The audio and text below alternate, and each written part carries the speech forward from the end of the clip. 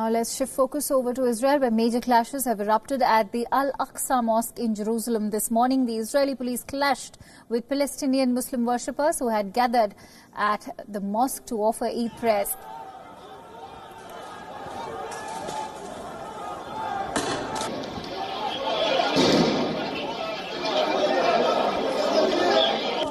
The police used stun grenades to disperse the worshippers and the mosque had to be shut down. A number of Muslims were injured, including women and children. Clashes happened as a lot of Jews also gathered at the site to observe their day of mourning. The day of mourning marks the destruction of Jewish temples which are believed to have existed at the site where Al-Aqsa presently exists. The Al-Aqsa is the third holiest site for Muslims after the Mecca and Medina. Now, the site is also holy for the Jews who consider it to be their temple mount. This year, the mourning day for the Jews and the al-Adha festival of the Muslims have clashed on the same day. Acting on police recommendations, the Israeli government had restricted entry of the Jews into the site. Now, the decision had been bashed by a big chunk of population in the Jewish-dominated country.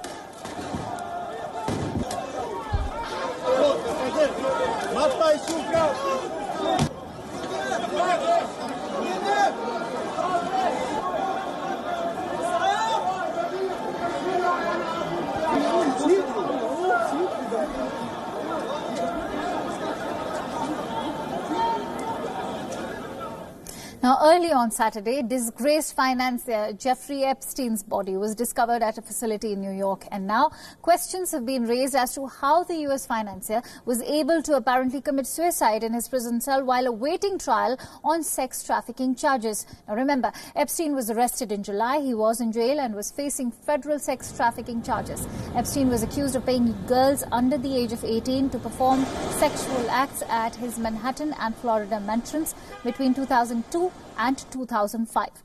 He had pleaded not guilty to all the charges of sex trafficking. Epstein was recently denied bail, and in July, interestingly, just last month, he was found unconscious in a Manhattan jail cell with injuries to his neck and taken to hospital in what prison officials had been investigating as a possible suicide attempt.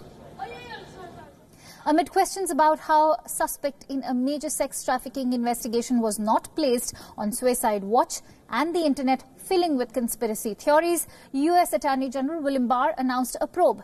The investigation would now look into how the 66-year-old was able to apparently take his own life while awaiting trial in New York. Epstein's death has notably come a day after hundreds of pages of court documents were released that revealed new allegations against him and some of his high-profile associates.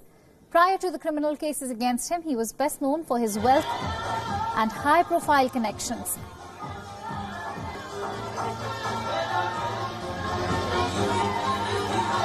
He was often seen socializing with the rich and powerful, including President Donald Trump, former President Bill Clinton, and the UK's Prince Andrew.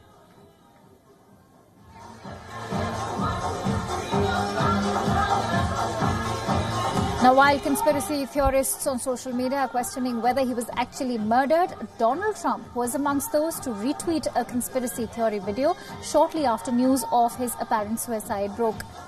The conspiracy theory video connects Epstein's death to the Clintons. And filmmaker Michael Moore is one of the celebrities who have questioned the credibility of the official reports.